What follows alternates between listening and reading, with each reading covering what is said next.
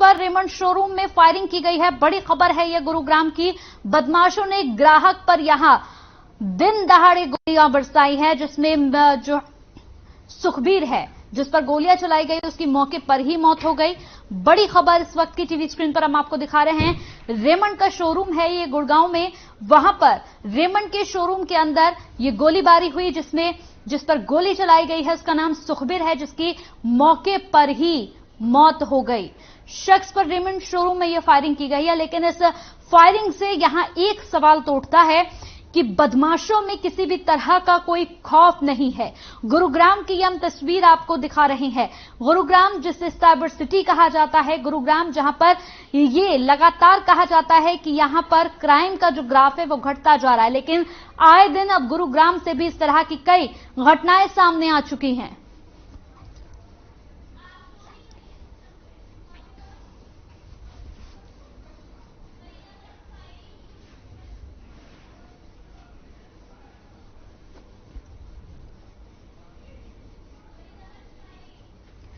तो फरीदाबाद के मुजस्सर इलाके में युवक पर दिन दहाड़े गोली चल गई। बताया जा रहा है कि पुरानी रंजिश की वजह से युवक को गोली मारी गई, जहां युवक इस घटना में बुरी तरह से घायल हो गया।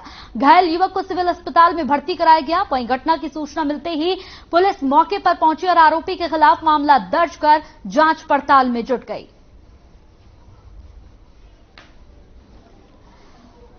तो आपसी रंजिश में वारदात को अंजाम दिया गया। आपको बताते चले कि यहां पर घायल युवक की हालत जो है वो गंभीर बनी हुई है। बड़ी खबर इस वक्त की फरीदाबाद के मुजस्सर की यह पूरी घटना है। युवक को दिन दहाड़े यहां पर गोली मारी गई, जिसके बाद गंभीर हालत में युवक है।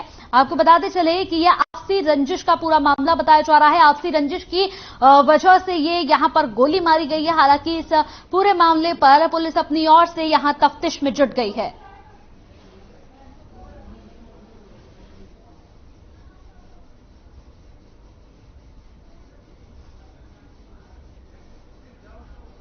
तो फरीदाबाद के मुजस्सर की यह पूरी घटना है। युवक को दिन दहाड़े गोली मारी गई। मामला ये था जी, हमारा 1 साल पुराना गांव वालों से झगड़ा चल रहा था जी। उसके बाद मेरे भाई के साथ हादसा कर दिया था। हमारे पास सबूत ना होने के कारण हम कुछ नहीं कर पाए जी। उसके बाद उन्होंने मेरे फेसबुक पे और हर तरीके की दे रखी थी। मैंने वो सारी कंप्लेंट साइबर में 4 बजे कंप्लेंट कर रखी। साइबर क्राइम ने 29 तारीख को परसों पता लगा लिया। सर मेरे लड़के की कोई रंजिश नहीं थी। हमें तो ये भी नहीं पता था। 1 साल पहले मेरे लड़के को, मेरी बहन को, बेटियों को, सबके बारे में बहुत गंदे गंदे कमेंट आ रहे थे फोन से, आईडी बना के डुप्लीकेट। वो हमने साइबर में कंप्लेंट दे रखी थी। और अभी 2-3 दिन पहले साइबर से फोन आया, जो मेरे लड़के को बुलाया गया और वहाँ लड़के को ये भी टकरा गए जिन्होंने गोली चलाई है, जिनके ऊपर आरोप है। हाँ जी, लेकिन हमें अभी भी नहीं पता पड़ा था।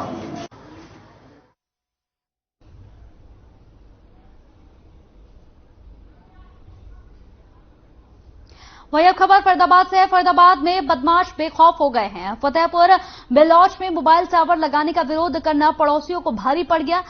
तस्वीरें देख रहे हैं आप टीवी स्क्रीन पर। बताया जा रहा है कि मोबाइल टावर लगाने वाले पड़ोसियों ने विरोध करने वाले पड़ोसियों पर लाठी डंडों से हमला कर दिया।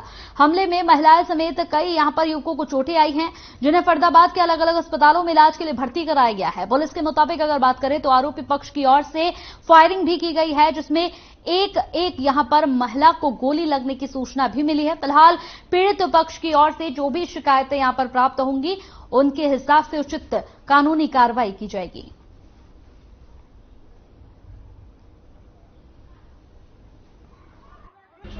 चोट गया जी, उनने कई जने पहले तो इकट्ठे कर रखे और एक साथ ही फिर वहाँ आदमी आए और लोगों ने इकट्ठे कर रखे थे। और दीपक जैसे तो लक्ष्मी को बेटा हो और वहाँ इकट्ठे कर रहा, वहाँ पूरा परिवार इकट्ठा कर रखा, अपने वहाँ रिश्तेदार और वह कई जने बाहर इकट्ठे कर रखे, उसको जमाइयो भी सब इकट्ठे करके वहाँ पूरी फील्डिंग बैठा रखी बढ़िया तरीका था। बात को लेकर के फील्डिंग बैठा रखी। टावर के विवाद के चक्कर में टावर नहीं लगने दे रहे वो।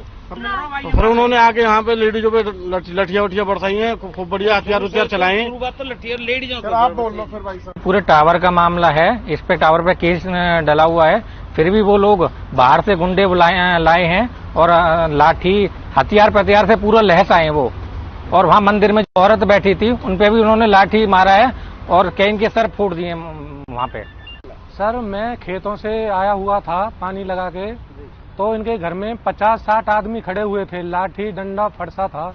मैंने ही जैसे ही बाइक खड़ी करी है तो ये मम्मी के ऊपर चढ़ गए फरसा लेके। मैं बोला भैया क्या कारण है तो जो तुम चढ़ गए मम्मी के ऊपर मारने को। उन्होंने आते ही मेरे को घेर लिया, मेरे को लाठियों से मारा है, पीठ पे मेरी हाथ में लाठी लगी है, सिर में लगी है, ये पीठ पे देखो, पीठ पे निशान लगा हुआ है। देखो जी, झगड़ा आज कोई नहीं था। आज ऋषि पंचमी है और हम 5-7 औरत मंदिर में पूजा करने के लिए बैठी और ये सारा रिकॉर्डिंग पुलिस के पास हुई है। और ऐसे ही जैसे भगदड़ मची तो हम ऐसे खड़े होकर देखने लगे क्या हुआ। लक्ष्मी नारायण ने शुरुआत मेरे से करी, मेरे में लठियां बजाई।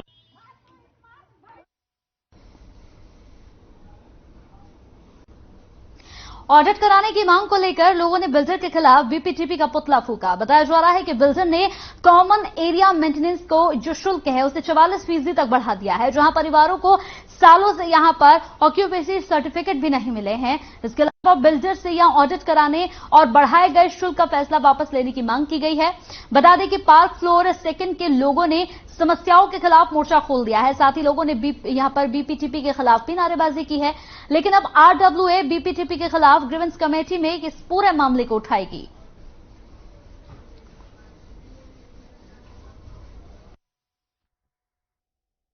उद्देश्य ये है, आज 5वां दिन हो गया, हमें 5वां दिन हो गया, सब लोग काम छोड़ के और जो भी गृहिणी है वो अपना फटाफट काम खत्म करके इसी काम पे हम लोग लगे हुए हैं। उनके ऊपर जू नहीं रह रही। इतनी 10 साल हो गए करीब सोसाइटी में रहते हुए। हमारी जो डिमांड है, जो इसने कमिट किया था, जिसके लिए पैसे लिए थे, वो कोई भी चीज इसने पूरी करके नहीं दी। बस जैसे ओसी हो गया, बिजली का कनेक्शन हो गया, जनरेटर्स हो गए, एसटीपी कनेक्शन, पानी का connection, park, jogging track, high speed lift, कोई भी चीजें मुहैया नहीं कराई। टीपी का फूका है और काबुल चावला का भी, तो उसका मालिक है। क्या कारण है? कारण तो वैसे 5 दिन से प्रोटेस्ट कर रहे हैं, कैंप बढ़ा दिया है, ओसी है नहीं, जमीनें हमारी एरा को बेच के खा गए हैं और कोई हमारी सुनवाई नहीं हो रही है। प्रशासन कोई हमारी सुनवाई नहीं कर रहा। बीपीटीपी का मामला कष्ट निवारण में गया हुआ है, कष्ट निवारण में भी गया हुआ है, वहां भी दिया हुआ है। एचईआ अपना हरेरा में भी केस लड़ रहे हैं।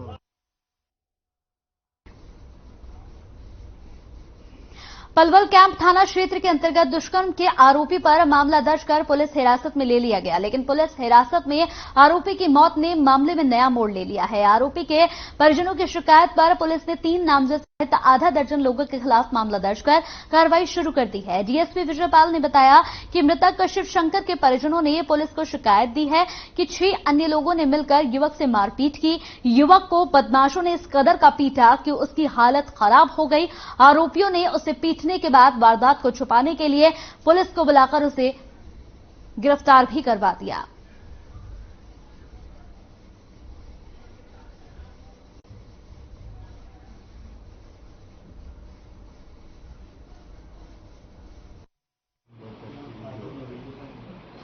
तीन 376 का मुलजिम था, महिला थाने में केस रजिस्टर्ड है उसका, और यहाँ लाने के बाद उसका मेडिकल कराया और मेडिकल के बाद उसकी 107-51 की कार्रवाई की। और कार्रवाई के बाद जो है सुबह उसने बतलाया कि मेरी तबीयत खराब है, तो हॉस्पिटल में ले गए इलाज के लिए। तो वहाँ पे डॉक्टर साहब ने चेक करके उसकी जो है बताया कि ये डेड है।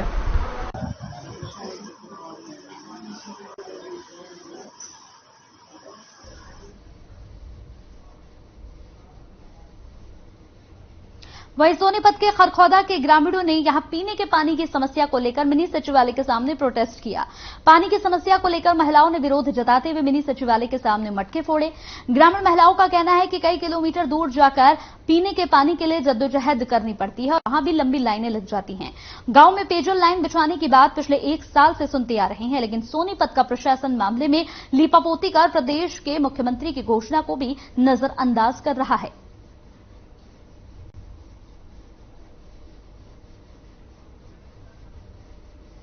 हमारे गांव गिरोटी में पिछले 1 साल से सरकारी ट्यूबवेल लगा हुआ है, लेकिन अधिकारियों के द्वारा उसकी पाइपलाइन उसको जोड़ने में कभी बिजली का बहाना, कभी पाइपलाइन को जोड़ने का बहाना बनाकर लटकाते रहे हैं। इसलिए 1 साल से ग्रामवासी बहुत ज्यादा तंग है पानी के लिए हमारी माताएं बहनें दूर दूर तक जाती हैं, 1-1 किलोमीटर लगभग सड़क पर जाकर पानी लेकर आती है, जो कि बहुत भारी परेशानी। पानी की समस्या है और पानी हमें मिल नहीं रहा, डांगर मान तिशाई मरे है और फिर 400 रुपये ये जो पराव के है ये 400 रुपये कर दिए उनमें, तो वो टाइम पर पानी नहीं देते, हम तिशाई मर गए डांगर मान। हमारी समस्या डीसी का न्यू आए है, हमारी समस्या सुने और हमें जवाब मिले। हमें जी पानी की परेशानी है, हमें जी पानी कई किलोमीटर दूर से लाना पड़ता है और पानी से ये सारे काम होते हैं। सुबह पानी लाते हैं, बच्चों को तैयार करें, स्कूल में भेजे, क्या करें। पानी की समस्या बहुत ज्यादा है। हर एक गाँव में पानी की समस्या पूरी होगी, लेकिन हमारा अभी तक गांव में कोई पानी की सुविधा नहीं है। मुख्यमंत्री भी आए थे हमारे गांव में, हमें उनसे भी कहा था, लेकिन उन्होंने कोई सुनवाई नहीं करी। प्रशासन से भी कई बार कह चुके हैं। डीसी साहब के पास अपनी एक गांव में पानी की समस्या को लेकर आए। हमारे गांव में आज हमना शर्माओ है। हमारा एक ऐसा गांव है जिसमें 3-3 नहरें हैं और उसमें हमना शर्माओ 3-3 नहर होने के बावजूद भी आज हमारे गाँव में पीने का पानी नहीं है। हम आस पास के गांव में गाँव हैं, बोले भाई बताइए जहाँ 3 नहर हैं, जब भी गाँव में पीने का पानी नहीं है। और हमारे गांव में पानी पीने की बहुत बड़ी समस्या है। सारी लेडीज हमारे साथ आई हुई है, ये बेचारी दिन रात पानी बाहर से ला ला कर परेशान हो गई। हैंडपंपों से काफी पानी खराब हो चुका है और 1.5-2 साल हो गए। वाटर सप्लाई वालों ने ट्यूबवेल तो लगा रखा है, गांव तक लाइन भी दबा रखी है, लेकिन गांव के अंदर कोई कार्रवाई नहीं की गई है। कई बार हम खरखोदा भी गए हैं, एक्शन से भी मिले हैं, हमारे बच्चे सारे का घूमते रहते हैं, लेकिन हमारे को सूखा आश्वासन देकर ईद का बका हमारे को गाँव में भेजा जा रहा है। बाकी हम बहुत परेशान हैं।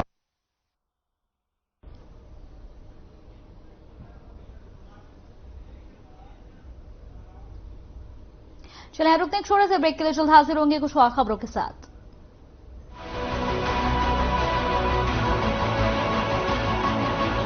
मेरे जैसा कोई दूसरा चुलबुलापन जिसकी हर बात में घुल जाए, जिंदगी में रंग भर दे। मेरी जैसी मेरी अपनी पताका चाय, गजब का स्वाद।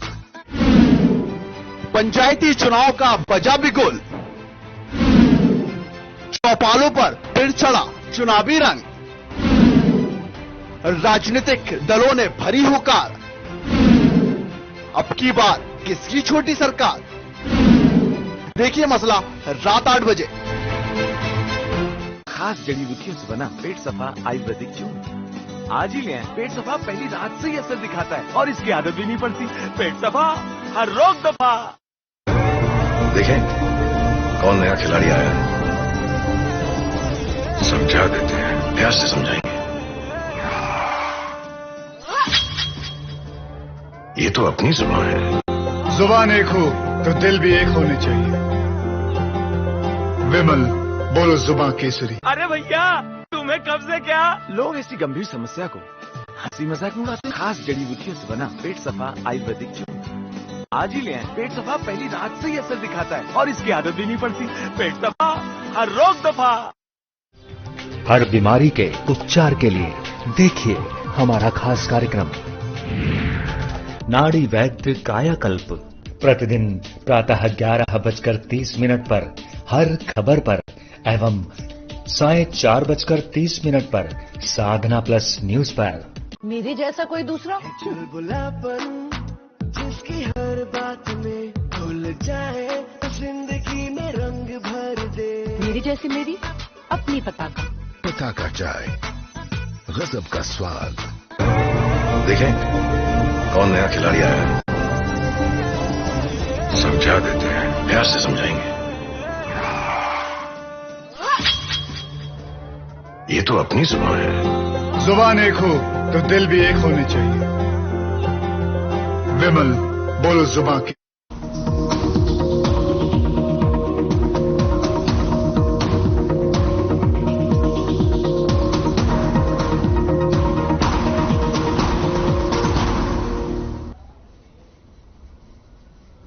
ब्रेक के बाद स्वागत है आपका। तो अंबाला में दिसंबर 2021 से पहले के बिजली विभाग की ओर से घोषित किए गए डिफॉल्टर फिर से अपने बिजली का कनेक्शन यहां शुरू करवा सकेंगे। उत्तर हरियाणा बिजली यहां पर वितरण निगम की ओर से ये नई योजना शुरू की गई है, जिसमें दिसंबर 2021 से पहले के बिजली डिफॉल्टर को अब बिल भरने का मौका दिया जाएगा। इस स्कीम के बारे में जानकारी देते हुए अंबाला बिजली विभाग के एक्सन सुखबीर सिंह ने बताया कि दिसंबर 2021 से पहले के डिफॉल्टर को एक मौका दिया जाएगा, जिसमें वो लोग अपने बिजली के बकाया बिल को यहां फ्रीज करवाकर उन्हें 3 किश्तों में दे सकेंगे और चाहें तो उसे खत्म भी करवा सकते हैं, बस उन्हें कुछ चार्जेस जरूर देने होंगे। ये स्कीम घरेलू कनेक्शन, डोमेस्टिक और एग्रीकल्चर कनेक्शन के लिए है। ये स्कीम 11 महीने तक लागू रहेगी।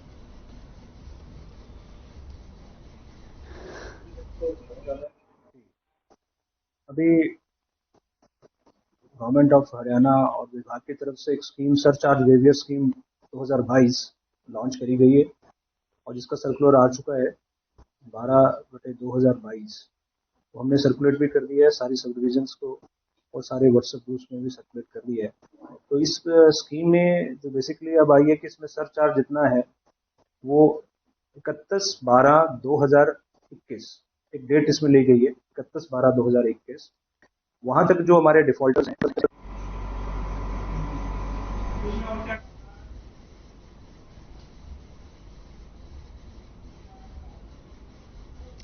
तो करनाल घरौड़ा के NH44 का सफर महंगा हो गया है। बताया जा रहा है कि वाहन चालकों पर यहां NHAI ने हाईवे के 3 टोल पर टोल टैक्स में वार्षिक बढ़ोतरी कर दी है, जिसमें बस्ताड़ा, घग्गर और यहां लाडोवाल टोल प्लाजा पर टोल टैक्स बढ़ा दिया गया है। बता दें, बस्ताड़ा टोल प्लाजा पर टोल टैक्स की दरों में वार्षिक बढ़ोतरी की गई है। इसके साथ ही अब वाहन चालकों को पहले की तुलना में अधिक टोल टैक्स चुकाना पड़ेगा। फिलहाल कार पर लगने वाला टोल टैक्स जो है उसमें 20 रुपए की बढ़ोतरी की गई है, जबकि हल्के कमर्शियल वाहनों में ये बढ़ोतरी 30 रुपए की यानी कि ट्रक और बस पर लगने वाला टोल टैक्स में 55 रुपए बढ़ा दिए गए हैं। वहीं भारी वाहनों के टोल टैक्स दर में 90 रुपए की बढ़ोतरी की गई है।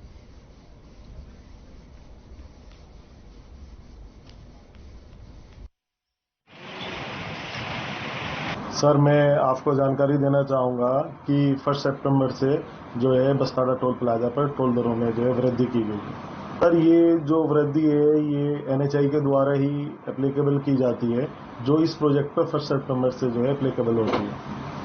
सर, पहले जो रेट था कार का वो 125 था और जो अब 145 जो है यूजर को पे करना पड़ता है।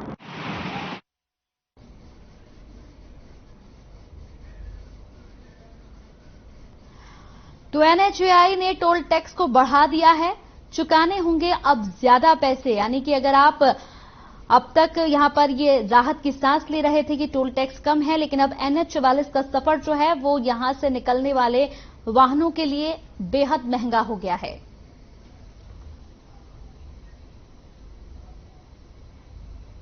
रतिया नगर पालिका में उप प्रधान पद के चुनाव को लेकर पार्षदों का हाई वोल्टेज ड्रामा शुरू हो गया है। नगर पालिका उप प्रधान पद चुनाव को लेकर पार्षदों ने नगर पालिका गेट के पास भारी हंगामा किया और गेट को बंद कर दिया।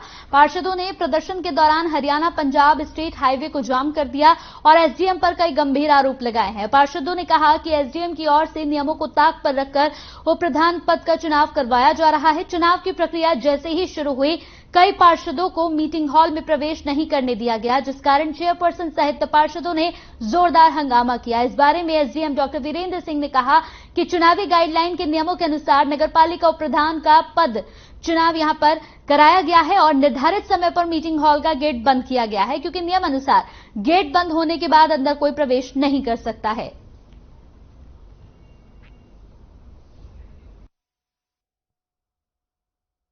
हाँ, 10 से 11 जो अगर हमारा 10 बजे हाउस पूरा हो जाता है, हमारा कोरम पूरा हो जाता है, तो हम 10 से 11 नॉमिनेशन भरवाएंगे। अगर 10 बजे हमारा कोरम पूरा नहीं होता तो फिर हम जो इलेक्शन की कार्रवाई वो शुरू नहीं करते। टोटल 6 पार्षद और एक चेयरमैन के कैंडिडेट जो है वो जो है बाहर थे। हमारे पास अंदर हाउस के अंदर 11 लोग। रतिया नगर पालिका ਦੇ ਵਿੱਚ ਵਾਈਸ ਚੇਅਰਮੈਨ ਦੇ ਚੁਣਾਵ ਹੋਣੇ ਸੀਗੇ ਤੇ 10 ਤੋਂ 11 ਵਜੇ ਤੱਕ ਦਾ ਨੋਮੀਨੇਸ਼ਨ ਦਾ ਟਾਈਮ ਸੀਗਾ। 11 ਤੋਂ 12 ਵਜੇ ਤੱਕ ਜਿਹੜੀ VOTING ਹੋਣੀ ਸੀਗੀ, ਪਰ ਉਹਦਾ ਭ੍ਰਸ਼ਟ ਪ੍ਰਸ਼ਾਸਨ, ਉਹਦੀ ਤਾਨਾਸ਼ਾਹੀ ਸਰਕਾਰ, ਜਿਨ੍ਹਾਂ ਦੇ ਕਹਿਣ ਦੇ ਉੱਤੇ ਸਾਡੇ ਬਹੁਤ ਸਾਰੇ ਜਿਹੜੇ ਪਾਰषद ਸੀਗੇ ਉਹ ਜਿਹੜੇ ਨਹੀਂ ਪਹੁੰचे ਸੀਗੇ। करीबन ਅਸੀਂ 8 पार्षद ਜਿਹੜੇ बाहर ਆ। रोज प्रदर्शन हमारे पास लेटर है, इस लेटर में लिखा हुआ है टाइमिंग 11 बजे की टाइम लिखी हुई है, 10 से 11 टाइम लिखा हुआ है एंट्री का। नॉमिनेशन एंट्री सही होगी, होगा।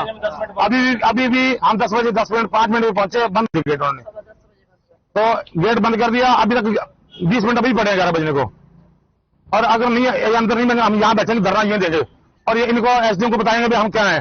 गेट पे प्रदर्शन तय कर रहे हैं जी, जो टाइम सानू 10 वजे तो लैके 11 बजे टाइम दे रखा है अंदर एंट्री का। ਅਸੀਂ ਜਦੋਂ ਪਹੁੰਚੇ ਇਹਨਾਂ ਨੇ ਅੰਦਰ ਕੁੰਡੀ ਲਾ ਰੱਖੀ ਸੀਗੀ, ਸਾਨੂੰ ਕਹਿੰਦੇ ਵੀ ਨੋ ਐਂਟਰੀ, ਅਸੀਂ ਅੰਦਰ ਨਹੀਂ ਆਣ ਦਿੰਦੇ ਜੀ। ਤੇ ਇਸ ਤੋਂ ਬਾਅਦ ਜਦੋਂ ਅਸੀਂ ਥੱਲੇ ਆ ਕੇ ਹੁਣ ਆ ਪ੍ਰਦਰਸ਼ਨ ਕਰਨ ਲੱਗ ਰਹੇ ਹਾਂ ਵੀ ਸਰਕਾਰ ਸਾਡੇ ਧੱਕਾ ਕਰ ਰਹੀ ਹੈ, ਜੋ ਟਾਈਮ ਹੀ 10 ਤੋਂ 11 ਦੇ ਰੱਖਿਆ ਹੈ ਤਾਂ ਧੱਕਾ ਹੀ ਹੈ ਸਰਕਾਰ ਦਾ। महेंद्रगढ़ में बीती रात इस समय लगभग 2 बजे शराब ठेके पर एक अज्ञात व्यक्ति ने पेट्रोल डालकर आग लगा दी। उस समय ठेके के अंदर दुकानदार सोया हुआ था। आग लगने पर दुकानदार ठेके का गेट खोलकर बाहर की ओर भागा। भागने के दौरान दुकान वाले के पैरों का नीचे का सारा हिस्सा जलकर यहां पर जल गया। दुकानदार को इलाज के लिए अस्पताल में दाखिल कराया गया। आपको बताते चले कि दुकानदार का कहना है कि जब आग लगाई गई तब वो अंदर सोया हुआ था और भागने के चक्कर में उसके दोनों पैर जल गए।